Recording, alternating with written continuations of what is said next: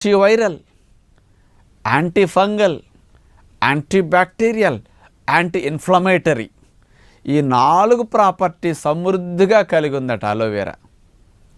లోపలికి తీసుకున్న, బాహ్యంగా అప్లై చేసిన, జుట్టుకు పెట్టిన, పుండు మీద పెట్టిన, అక్కడుండే ఇలాంటి వైరస్ బ్యాక్టీరియల్ ఇన్ఫెక్షన్ నిర్మూలించడానికి అద్భుతంగా పనికొస్తుంది. న్యాచురల్ మెడిసిన్ అన్నట్టుగా ఉందన్నమాట.